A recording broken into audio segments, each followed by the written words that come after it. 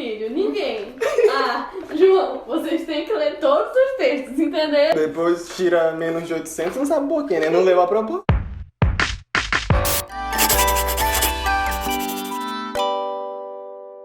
Oi, gente, eu espero que esteja tudo bem com vocês. Tu tá assistindo ao 5º vídeo do Anota Que É Mil e hoje a gente vai falar sobre como compreender a proposta de redação, mais conhecido como Competência 2. Mais uma vez, não sou eu dessa aula, é o João, então beijo.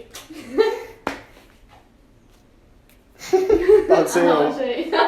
Seguindo a ordem dos vídeos, a gente vai ver como compreender a proposta de redação. Ué, João, mas não era só saber ler? Será mesmo? Bora ver. Então vamos falar sobre a temida competência 2. Tá, mas por que temida? Porque, tipo assim, eu entendo que o medo dos vestibulandos, quando se deparam com o tema da redação, é justamente relacionado a essa competência de não conseguir desenvolver um texto se não for um tema que você não tenha escrito antes. Mas eu acredito que, na verdade, o estudante médio do ensino médio, ou seja, de modo geral, o estudante tem sim capacidade de desenvolver um texto a partir só do que é apresentado no texto, só. Porque, é claro, é preciso ter uma visão de mundo, é preciso ter um senso crítico. Mas, assim, dá sim pra escrever com o que é passado, e é isso que a gente vai ver aqui. Apesar de que teve aquele tema nojento de 2018, né, sobre manipulação, que excluiu todo mundo que não tinha internet e computador, mas tudo bem, a gente trabalha com o que tem. Mas por que palavras conjugadas em uma sentença, seguidas do imperativo escreva, podem causar tanto medo? Ou seja, por que ler o tema da redação pode dar tanto medo? Diz assim a segunda competência: compreender a proposta de redação e aplicar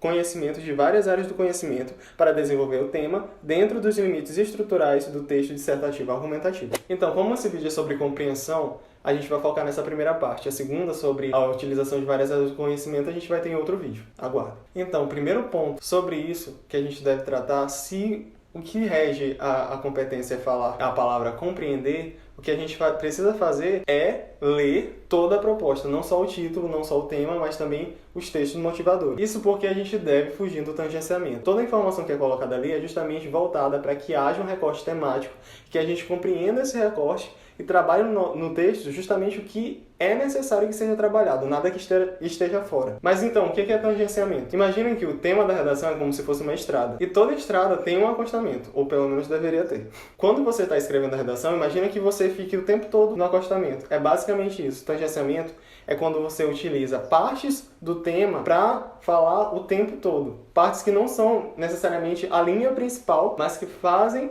parte do tema. Justamente por isso é importante analisar o recorte temático que é apresentado na proposta. Então, tangenciar é como andar o tempo todo no acostamento. E é exatamente isso que acontece com muitos candidatos no Enem. Colocar o assunto secundário como principal e até isso no texto inteiro. Vamos a um exemplo. O tema do Enem desse ano vai ser mobilidade urbana do Brasil. Aí imagina que você só lê o título e pensa assim: vou falar sobre congestionamento. E aí lá você faz uma contextualização sobre congestionamento, fala sobre a Revolução Industrial, que as pessoas começaram a se deslocar e tal, e aí você faz o primeiro argumento relacionado a congestionamento, o segundo relacionado a congestionamento, você conclui falando sobre congestionamento. E mobilidade urbana não é só isso, a gente sabe. Diz respeito a todo meio de transporte, diz respeito também à questão de as pessoas terem acessibilidade, pessoas com deficiência, etc. Tangenciou. Isso não é interessante e é errado e é também despontuado na redação. Com isso a gente tem a importância de interpretar corretamente. Já vimos que é um ponto importante. Inicialmente, como fugir desse tangenciamento, como compreender corretamente a proposta? Primeiro de tudo, marque as palavras que vêm no título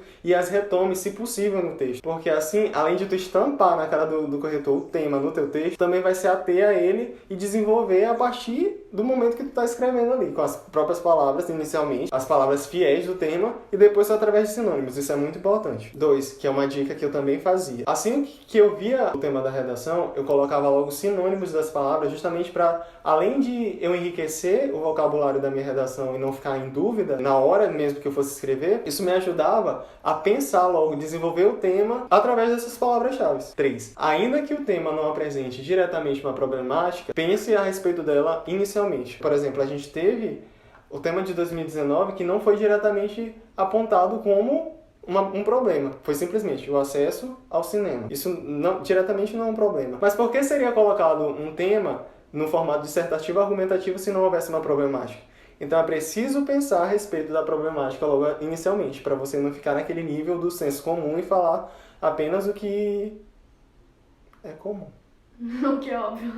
E por último, mas não menos importante, leiam os textos motivadores, por favor. Agora vamos ver na prática se a gente está conseguindo fazer isso corretamente.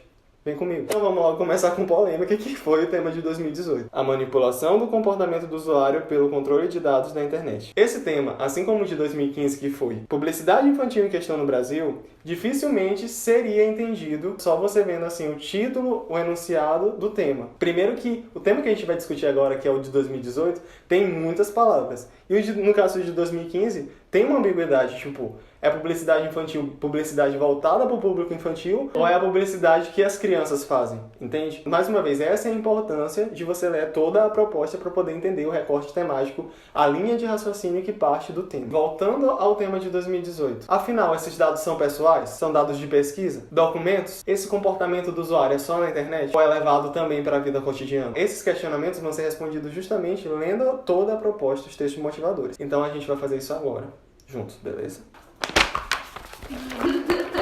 Diz assim o texto 1. Às segundas-feiras pela manhã, os usuários de um serviço de música digital recebem uma lista personalizada de músicas que lhes permite descobrir novidades. Assim como os sistemas de outros aplicativos e redes sociais, este cérebro artificial consegue traçar o retrato automatizado do gosto de seus assinantes e constrói uma máquina de sugestões que não costuma falhar. Os dados pessoais de escolha são usados para traçar um perfil da pessoa que utiliza, justamente para trazer sugestões do que ver para essa pessoa. Tá, mas em que ponto entra a manipulação? Isso ainda não está claro, então é necessário que a gente continue lendo. O sistema se baseia em um algoritmo cuja evolução e usos aplicados ao consumo cultural são infinitos.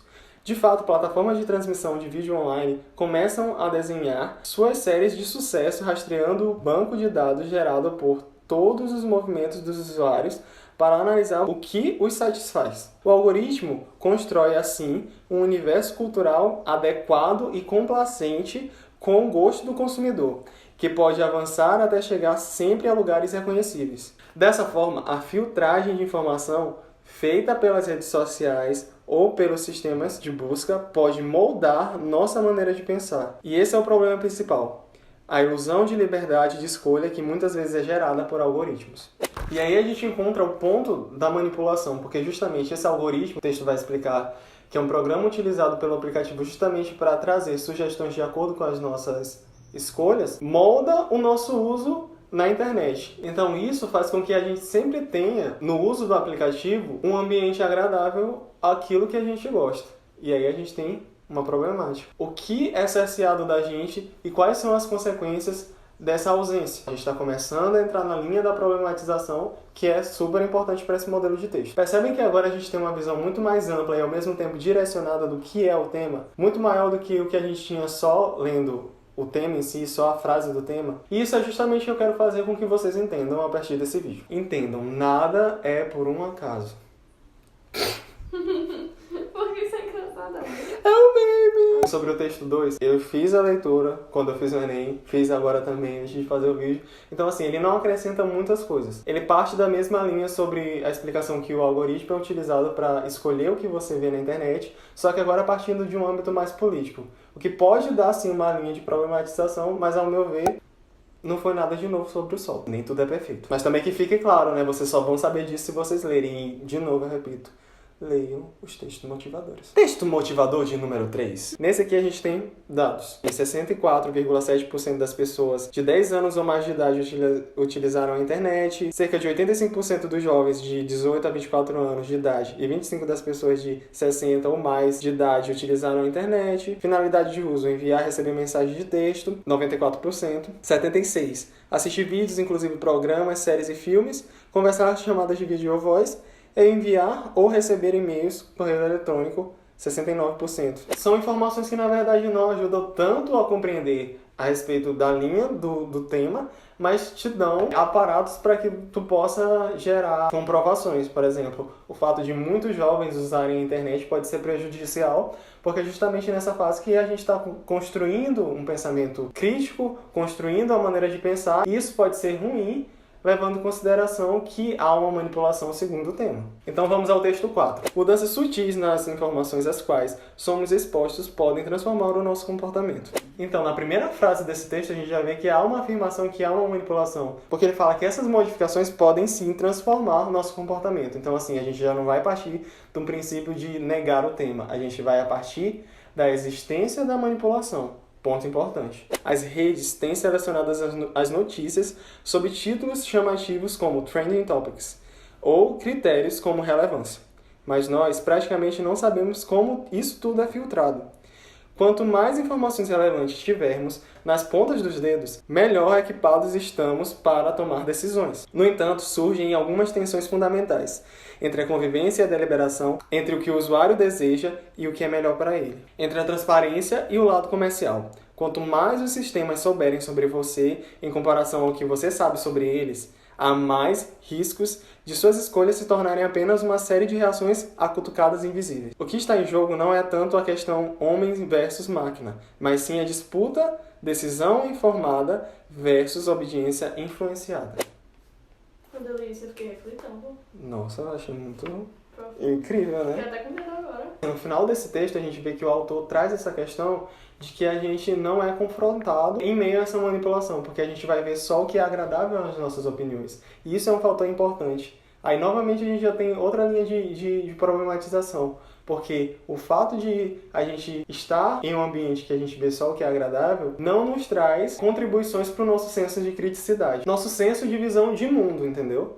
Então, assim, a gente tem novamente uma delimitação do que a gente pode falar. Viram como é importante a leitura de todos os textos? Então, assim, a maneira com que você constrói o seu texto é pessoal, vai de acordo com a sua visão de mundo, mas a gente vê aqui que existem várias linhas que podem ser defendidas, e então é importante sim você trabalhar com o que está na proposta. Querendo ou não, é o que é esperado. E vamos à proposta 2019. Gostei. Uma bela transição. Democratização do acesso ao cinema no Brasil. Como se dá esse acesso? É um acesso de modo geral? É um acesso que é voltado para o tema da acessibilidade, pessoas portadoras de deficiência? Não sabemos. Vamos ver a proposta, então. O primeiro texto traz um âmbito histórico, como o cinema surgiu, como ele foi desacreditado primeiramente, então não desistam do sonho de vocês. Não traz informações, assim, diretamente do que é o tema em si. Define o que é cinema, ainda tira a contextualização histórica de como surgiu o cinema como uma possibilidade de você usar no texto, porque já tá lá. Acontece, né? É o Enem, a gente ganha, a gente perde. Esse 2, eu acho até legal de ler, porque assim, Edgar Morin define o cinema como uma máquina que registra a existência e a restitui como tal, porém levando em consideração o indivíduo. Ou seja, o cinema seria um meio de transpor para a tela o universo pessoal, solicitando a participação do espectador. A gente tem aqui um texto extremamente filosófico, trazendo o valor que o cinema pode ter. Já descarta aquela opção de, tipo assim, tu desacreditar o cinema e dizer que não é uma coisa importante. Porque é sim, e eles não colocaram isso aqui à toa. O texto 3 traz informações a respeito de dados. 88% dos telespectadores assistem a filmes na TV, regularmente. 17% da população frequenta o cinema no total. 19% dos telespectadores de filmes na TV vão ao cinema. 95% dos que forem ao cinema assistem a filmes na TV. A gente vê que tem dados assim que eu não sei nem para onde vai. Se você viu, parabéns. Mas assim, o que a gente tem de importante aqui, na verdade, é esse 17% da população que frequenta o cinema. Claramente tem uma porcentagem baixa, o que já traz um norte para o tema. Se a gente está falando sobre democratizar o acesso ao cinema, por que poucas pessoas têm esse acesso? Porque não está democratizado, seria por isso? Problematização. A partir disso, a gente entende também que essa democratização não diz respeito somente à acessibilidade, mas sim um sentido mais amplo, porque engloba toda a população em si, toda a população brasileira. Texto motivador número 4. O Brasil já teve um parque exibidor vigoroso e descentralizado. Quase 3.300 salas em 1975, uma para cada 30 mil habitantes, 80% em cidades do interior. Desde então, o país mudou. Quase 120 milhões de pessoas a mais passaram a viver nas cidades. A urbanização acelerada, a falta de investimentos em infraestrutura urbana, a baixa capitalização das empresas exibidoras, as mudanças tecnológicas, entre outros fatores, alteraram a geografia do cinema. Então aqui a gente já tem um ponto, a urbanização modificando a maneira com que as pessoas vão ao cinema. Antes a gente tinha 80% concentrado nos interiores. Agora, com o processo de urbanização, isso mudou, mas apesar disso, até então o texto fala o quê? Que mais pessoas passaram a ir ao cinema. Será então que é um tema neutro mesmo? Vamos continuar a leitura. Em 1997, chegamos a pouco mais de 1.000 salas. Com a expansão de shopping centers, a atividade de exibição se reorganizou. O número de cinemas duplicou até chegar às atuais 2.200 salas. Esse crescimento, porém, além de insuficiente, abre parênteses, o Brasil é apenas o 60º país em relação a habitantes por sala, ocorreu de forma concentrada. Se a gente não viu problematização antes, aqui a gente já tem. O processo de urbanização mudou a forma com que se vê o cinema. Apesar de ter mais pessoas assistindo, a gente tem que esse crescimento se deu de forma concentrada, ou seja, nas cidades. Se está concentrado na cidade, será que as pessoas do interior, será que as pessoas que não estão nos centros urbanos estão tendo um acesso democratizado? Ponto importante. Problematização. Foram privilegiadas as áreas de renda mais alta das grandes cidades. Populações inteiras foram excluídas do universo do cinema ou continuam mal atendidas. O norte e nordeste, as periferias urbanas, as cidades pequenas e médias do interior. Então, além disso, a gente já percebe que o ponto do texto não é o acesso.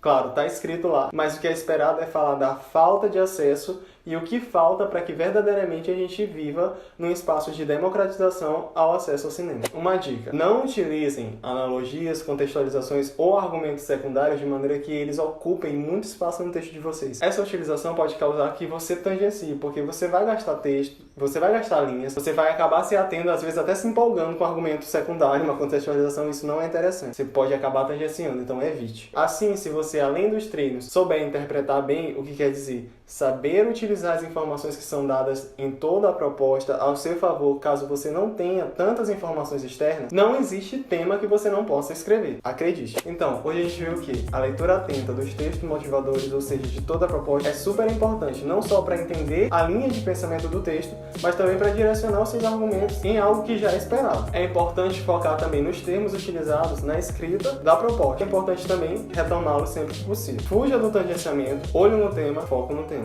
E no próximo vídeo a gente vai falar de analogias de várias áreas do conhecimento. Falou, é nóis.